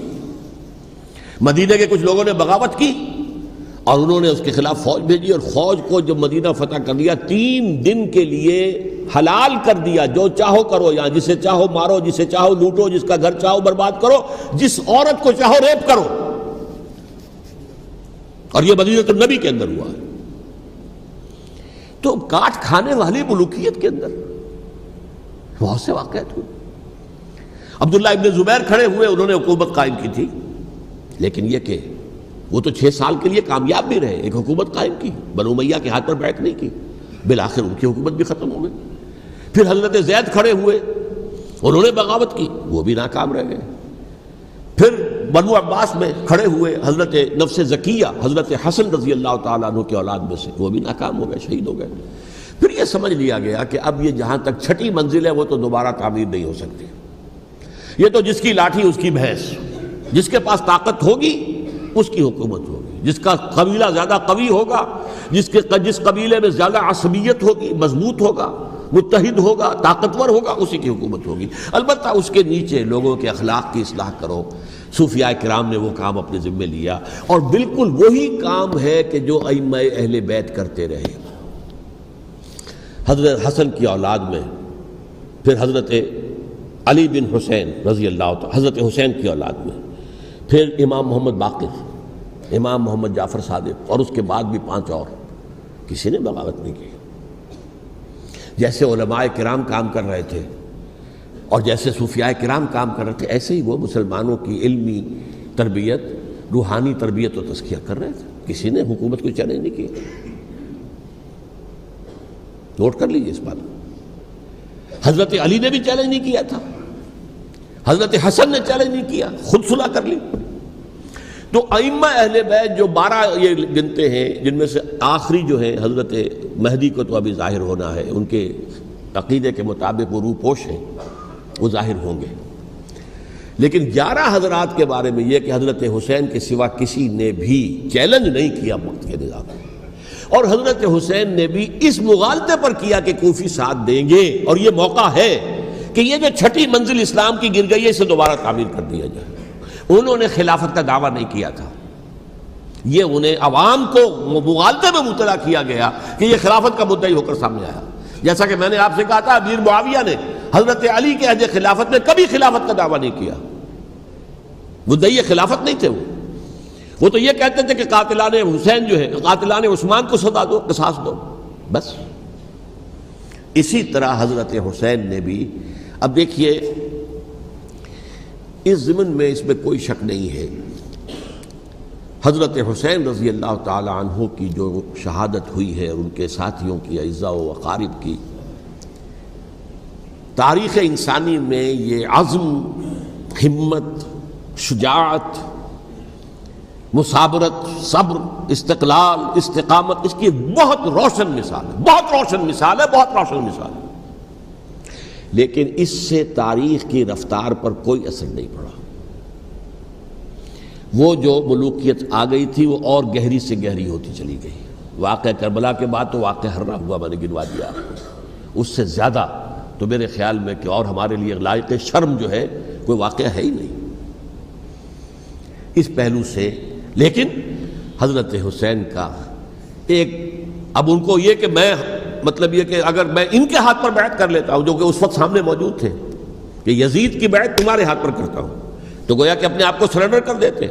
وہی خطرہ جو امیر معاویہ کو تھا کہ مجھے وہ تو پہنچنے بھی نہیں دیں گے علی تک رضی اللہ تعالیٰ عنہ, اور مجھے پہلے ہی شہید کر دیں گے.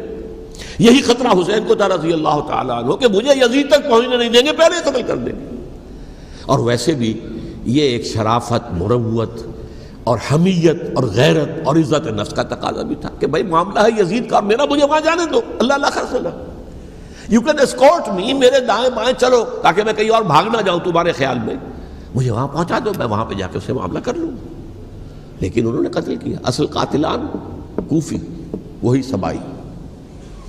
البتہ یہ ہے کہ اس واقعے کی جو یادگار ہے اس میں کوئی شک نہیں ہے کہ اس نے مسلمانوں میں سے ایک گروہ کے دل میں قربانی اور شہادت کا جذبہ بہت پیدا کیا, اس میں کوئی شک نہیں. اور جس طریقے سے کہ عاشورہ محرم میں یاد منائی جاتی ہے, جس طریقے سے اس نے اہل تشیع کے اندر قربانی کا جذبہ بے انتہا پیدا کر دیا. اگرچہ وہ جذبہ بروئے کار نہیں آتا, اس لیے کہ ان کے ہاں یہ عقیدہ ہے, یہ طے ہے کہ جب تک حضرت مہدی ظاہر نہیں ہوں گے ہم کسی کے خلاف بغاوت نہیں کریں گے. یہ پوری تاریخ میں ان کا معاملہ رہا, تمام جو ہے ائمہ اہل بیت کا معاملہ رہا. جب تک مہدی نہیں آتے, keep sitting and keep waiting, wait and see, that's all. یہ تو خمینی صاحب نے کیا ہے, آیت اللہ خمینی صاحب نے, کہ انہوں نے یہ ایران کے شیعوں کو باور کرایا کہ بھائی جب آئیں گے حضرت مہدی آ جائیں گے, لیکن ہم اب ہاتھ پر ہاتھ رکھ کر بیٹھے رہیں, باطل کو چیلنج بھی نہ کریں. ہمیں کچھ تو کرنا چاہیے, وہ ہاتھ پاؤں ہلانے چاہیے, اور کچھ نہیں تو مہدی کا راستہ جو ہے صاف کرنا چاہیے, تمہید کرنی چاہیے, ان کے راستہ ہموار کیا جائے.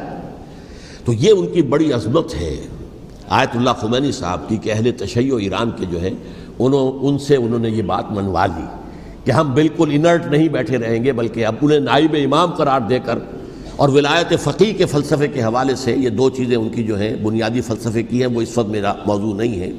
انہوں نے عوام کو ایسا کھڑا کیا ہے کہ 20,000 سے لے کر 30,000 کے درمیان انسانوں نے جانیں دے دی. عورتوں کے جلوس نکلے, شیرخوار بچہ گود میں ہے عورت کے, اور گولی کھا رہی ہے اور مر رہی ہے, گر رہی ہے. آپ سوچئے زندگی کتنی عزیز ہوتی ہے, اور شیرخوار بچے کے لیے ماں کی جو زندگی ہے, اس ماں کو اپنی زندگی کتنی عزیز تر ہوگی کہ اپنے لیے نہیں تو اس بچے کے لیے مجھے جینا ہے. لیکن نہیں, گولیاں کھائیں اور گری.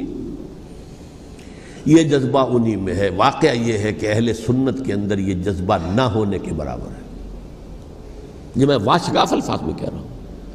پورے عالم اسلام میں صرف شیعہ ایران ایسا نکلا ہے کہ جس نے بادشاہت کا خاتمہ کیا. باقی سعودی عرب میں بادشاہت بیٹھی ہوئی ہے، ڈٹ کر بیٹھی ہوئی. اربوں ڈالر کا ایک ایک محل بنتا ہے ان بادشاہوں کا، اور سنی سن ہے، سن، کوئی حرکت نہیں. وہ تو اب جو حرکت ہو رہی ہے وہ اینٹی امریکن حرکت ہے جو ہو رہی ہے. وہ در حقیقت وہ مسئلہ بالکل دوسرا ہے جو اس وقت ہو رہا ہے، لیکن یہ کہ عالم اسلام میں کوئی تحریک ایسے نہیں اٹھی. یہ اہل تشیع میں ہے جو بالکل استثنائی بات ہے کہ انہوں نے جو ہے ایک ایسا بادشاہ جس کو کہا جاتا تھا کہ اس کا جو اسلحہ خانہ ہے وہ ایشیا میں سب سے بڑا اسلحہ خانہ ہے، جو 2500 سالہ پرانی جو ایک عظمت تھی ایران کی، اس کو دوبارہ تازہ اور زندہ کرنا چاہتا تھا. 2500 سالہ برسی اس نے منائی تھی، اس کے لیے ایک شہر آباد کیا تھا کہ خسرو یا سائرس یا ذوالقرنین قرآن مجید کی اصطلاح میں اس کی یادگار بنائی تھی. اور وہ سوچ رہا تھا کہ وہی عظمت دوبارہ ایران کی ہوگی جو کہ خسرو کے زمانے میں تھی، جس کا قرآن مجید میں سورہ کہف کے اندر ذکر ہے. مشرقی فتوحات، مغربی فتوحات، شمالی فتوحات. تو وہ بادشاہ جو ہے اس کو بھاگنا پڑا وہاں قربانی کی وجہ سے. تو یہ جو ہے واقعہ کربلا نے، اس میں کوئی شک نہیں ہے کہ ایک ایسی مشعل روشن کی ہے جس کو کہ ہر شخص کو دیکھنا چاہیے. یہ بھی انسان، جیسے کہ اقبال نے ایک شعر کہا تھا غالب کے لیے، فکر انسان پر تیری ہستی سے یہ روشن ہوا ہے، پرے مرغ تخیل کی رسائی تاک ہو جا. تو فکر انسان پر حضرت حسین کی قربانی سے یہ واضح ہوا ہے کہ انسان کس حد تک جا سکتا ہے قربانی دینے کے لیے اپنے کسی مقصد کے لیے. مقصد ان کا جو تھا، میں نے اسی لیے آیت پڑھی تھی، معاذ اللہ ثم معاذ اللہ. میں ایک آخری بات جو کہہ رہا ہوں وہ نوٹ کر لیجئے. ایک خاص انتہائی نقطۂ نظر کے عام کیے جانے کی وجہ سے سنیوں میں بھی ایک انتہائی رد عمل پیدا ہوا ہے. Extreme rightist سنیز. اگر ایک طرف سے حملہ کیا گیا ہے حضرت عثمان کی نیت پر، ان کو خیانت کا الزام لگایا گیا، ان پر اقربا پروری کا الزام لگایا گیا، حضرت ابو موسیٰ شریف پر خیانت اور غداری کا الزام لگایا گیا. یہ ساری چیزیں اگر صحابہ کرام کے اوپر ہوئی ہیں، امیر معاویہ پر، امیر اور عمرو بن العاص پر، تو جواب میں کچھ لوگ کھڑے ہو گئے. حضرت علی وہ اقتدار کے طالب تھے، معاذ اللہ ثم معاذ اللہ ثم معاذ اللہ. یہ اہل سنت کا موقف نہیں ہے. حضرت حسین اقتدار کے طالب تھے، ہرگز نہیں، ہرگز نہیں، ہرگز نہیں. وہی اصول جو میں نے بتایا تھا سب کے لیے لاگو رہے گا. وہ امیر معاویہ کے لیے ہے تو حضرت علی کے لیے بھی ہے، حضرت حسین کے لیے بھی ہے. یہ نیک نیت ہے. آپ ان کی کسی رائے سے اختلاف کر سکتے ہیں لیکن ان کی نیت پر حملہ نہیں کریں گے. نیت پر حملہ کریں گے آپ کا ایمان بالرسالت جو ہے وہ مجروح ہو جاتا. یہ رسول کے ساتھ بھی ہے. رسول نے ان کا تزکیہ کیا، یتلو علیہم آیاتہ ویزکیہم، اس کا سارا عمل محمد کا کیا ہوا ہے صلی اللہ علیہ وسلم. تو صحابی کے معاملے میں یہ ہمارے ہاں ان کو اہل سنت جو ہیں جو معتدل مزاج کے، اور اکثریت ان کی، یہ تو چند لوگ ہیں ذرا قلم چلا لیتے ہیں تو ان کی بہت سی کچھ چھوٹی چھوٹی کتابیں بھی شائع ہو گئی ہیں بہت، لیکن انہیں اہل سنت نے قرار دیا ناسبی یا خارجی. جیسے خوارج نے کہا تھا حضرت علی بھی کافر ہیں اور حضرت امیر معاویہ بھی کافر ہیں، حضرت عمرو بن العاص بھی کافر ہیں، معاذ اللہ ثم معاذ اللہ. ایسے ہی کچھ لوگ حضرت حسین پر بھی الزام لگاتے ہیں کہ اقتدار کی ہوس اور طلب کے اندر انہوں نے یہ سارا سفر کیا تھا، اور بس یہ ہے کہ وہ جو بازی تھی وہ ہار گئے. اللہ اللہ خیر صلی اللہ، اس سے آگے کیا ہے معاملہ؟ نہیں، معاذ اللہ ثم معاذ اللہ. اسی لیے میں نے آیت آج جو پڑھی تھی ایک اور جو بہت بظاہر آپ کو معلوم ہوئی ہوگی، غیر متعلق ہے میرے آج کے عنوان سے، تلک الدار الآخرۃ نجعلھا للذین لا یریدون علوا فی الارض ولا فسادا. یہ سورہ قصص کے آخری آیات میں سے. دیکھو یہ آخرت کا گھر جو ہے وہ ہم خاص کر دیں گے ان لوگوں کے لیے جو اس زمین میں اپنے اقتدار کے طالب نہیں ہوتے. زمین میں اقتدار کے طالب ہوگے فساد ہو جائے گا. تم بھی طالب، میں بھی طالب، جھگڑا ہوگا، لڑائی ہوگی، دنگا ہوگا، فساد ہوگا. تلک الدار الآخرۃ نجعلھا للذین لا یریدون علوا فی الارض ولا فسادا. جو لوگ زمین میں اپنے اقتدار کے طالب اور اس کے نتیجے میں فساد پیدا کرنے والے نہیں ہیں، ان کے لیے ہم نے آخرت کا گھر خاص کیا ہے. والعاقبۃ للمتقین، اور عاقبت جو ہے، انجام کار، آخرت جو ہے وہ تو متقیوں کے لیے ہے. اسی میں آئیں گے سب صحابہ کرام، خواہ وہ حضرت علی ہے رضی اللہ تعالیٰ عنہ، اور خواہ وہ حضرت امیر معاویہ ہیں، حضرت عثمان ہیں رضی اللہ تعالیٰ عنہما، خواہ حضرت حسن ہیں، حضرت حسین ہیں رضی اللہ تعالیٰ عنہما، خواہ عبداللہ ابن زبیر ہیں، خواہ عبداللہ ابن عباس ہیں، خواہ عبداللہ ابن عمر ہیں رضی اللہ تعالیٰ عنہم اجمعین۔ اس اصول کو سامنے رکھ کر اختلاف آپ کر سکتے ہیں کسی سے بھی، لیکن کسی کی نیت پر حملہ کریں گے تو اصل میں آپ کا ایمان بالرسالت مجروح ہو جائے گا۔ علی کو نبی اکرم صلی اللہ علیہ وسلم نے اپنا نائب بنا کر چھوڑا تھا جب غزوہ تبوک میں جا رہے تھے مدینے میں۔ حضرت علی نے کہا بھی کہ مجھے آپ عورتوں کے ساتھ بٹھا کے جا رہے ہیں۔ فرمایا تمہارا مقام میرے ساتھ وہی ہے جو موسیٰ کے ساتھ ہارون کا تھا۔ ہارون کو چھوڑ کر گئے تھے نا یہودیوں کے پاس جب گئے تھے تورات لینے کے لیے، تو تمہارا وہی مقام ہے میرے ساتھ۔ تو یہ حضرت علی ہیں رضی اللہ، ان کے بارے میں ان کی کیا عظمت میری نگاہ میں۔ تو یہ 3 کتابچے ہیں، مجھے نہیں معلوم تیسرا یہاں ہے یا نہیں ہے، بہرحال آپ لوگوں کو ریکمینڈ کر رہا ہوں کہ ان کا مطالعہ کریں۔ اب یہ کہ آخری بات یہ ہے کہ اصل ہمارے کرنے کا کام کیا ہے۔ دیکھیے کیوں نہیں کیا کسی نے بھی خروج کا معاملہ، وہ میں واضح کر چکا ہوں، بغاوت نہیں کی۔ کیوں؟ ایک تو ریاست اور حکومت میں فرق نہیں تھا، ذرا کھڑا ہو اور وہ باغی قرار پائیں گے، واجب القتل ہو جائیں گے، فتوے کی زد میں آ جائیں گے، یہ معاملہ تھا۔ اور دوسرے یہ کہ عمارت پوری گری نہیں تھی، ایک منزل گری تھی نا۔ آج ہم کہاں کھڑے ہیں؟ پوری عمارت گری ہوئی ہے، نہ شرعی عدالتیں ہیں، نہ شرعی فیصلے ہیں، نہ احکام الہی نافذ ہیں، نہ حدود اور قصاص کے معاملات، کچھ بھی نہیں۔ ہمارا فرض کیا ہے؟ حضرت حسین کی مدح کرتے رہیے، تعریف کرتے رہیے، صحابہ کرام کی مدح کرتے رہیے، مدح صحابہ، اس کے لیے مجلسیں قائم ہو رہی۔ بھائی کر کیا رہے ہو؟ تھے تو آبا وہ تمہارے ہی، مگر تم کیا ہو؟ ہاتھ پر ہاتھ دھرے منتظر فردا ہو۔ تلک امت قد خلت لہا ما کسبت ولکم ما کسبتم۔ وہ تو ایک امت تھی جو چلی گئی، اللہ کے ہاں پہنچ گئے، جو کچھ انہوں نے کمایا وہ ان کے لیے، تمہارے لیے نہیں ہے۔ تمہارے لیے وہ ہوگا جو تم کماؤ گے۔ ہمارے لیے راستہ اب یہی ہے کہ خلافت راشدہ کے مکمل نظام کو اثر نو قائم کرنے کے لیے منہج انقلاب نبوی کو اختیار کریں۔ میری کتاب اس پر، کیسٹس اس پر، آڈیو کیسٹس، ویڈیو کیسٹس، سی ڈیز، نہ معلوم ڈی وی ڈی، سب کچھ موجود ہے۔ سیرت النبی پر تو میں عرض کر چکا ہوں، فلسفہ سیرت النبی سمجھنا ہے تو میری کتاب پڑھیے، ورنہ سیرت النبی آپ پڑھ لیں گے، واقعات معلوم ہو جائیں گے، فلسفہ سیرت سامنے نہیں آئے گا، اس کا آپ مطالعہ کریں گے میری کتاب سے۔ اور دوسرے یہ کہ یہ خلافت قائم کرنے کے لیے جو جد و جہد ہم کر رہے ہیں، تحریک خلافت پاکستان جس کا میں داعی ہوں ادنا سا، وہ تنظیم نہیں ہے، میں اس کا امیر نہیں، وہ ایک تحریک ہے۔ جیسے تحریک پاکستان کہلاتی تھی جس کی تنظیم تھی مسلم لیگ، پارٹی کا نام مسلم لیگ تھا، لیکن تحریک پاکستان، اس طرح تحریک خلافت پاکستان وہ ہم نے چلائی ہے تنظیم اسلامی کے تحت۔ یہ خلافت جب پہلی چلی تھی آج سے 84 سال قبل، نومبر 1921 میں خالد دینہ ہال میں وہ مقدمہ چلا تھا، جس کے نتیجے میں بڑے بڑے جو لیڈر تھے ہمارے، مولانا محمد علی جوہر اور مولانا حسین مدنی اور مولانا ابوالکلام آزاد، ان سب کو 2 سال کی قید کی سزا سنائی گئی تھی، بغاوت، مقدمہ بغاوت، یہ خالد دینہ ہال۔ اسی میں سن 91 یا 92 میں میں نے 3 دن تقریریں کی تھیں، جن میں آج سے پھر میں 3 تقریریں کرنے والا ہوں، ایک آج شام کو، ایک کل شام کو رات 9 بجے، آج بھی کل بھی، ایک پرسوں اتوار کی صبح کو 10 بجے ہے کیا 11 بجے۔ تو ان میں آپ حضرات شرکت فرمائیں، تاکہ اصل جو ہمارے کرنے کا کام ہے، تاریخ کو بھی سمجھنا چاہیے، تاریخ کے عوامل کیا ہیں، کیا پس پردہ عوامل کار فرما تھے، کیا کسی شے کی اصل حقیقت ہے، وہ سمجھنا چاہیے۔ لیکن یہ ہے کہ اس اعتبار سے میں نے جب یہ لفظ استعمال کیا تھا اس مذاکرے میں، لپ سروس، کہ یہ ہم صرف لپ سروس کرتے رہے، مدح کے بیان کرتے رہے، منقبت بیان کرتے رہے، حضور کی نعتیں کہتے رہے، تو اس سے تو بات نہیں بنے گی جب تک کہ وہ فرض منصبی شہادت علی الناس کا جو ہمارے ذمے ہے بحیثیت امت محمد صلی اللہ علیہ وسلم، اس کو ادا نہ کرے۔ مجھے خوشی ہے کہ اس کی بھی تائید دونوں حضرات نے کی، ہاں یہ لپ سروس کا معاملہ ہے۔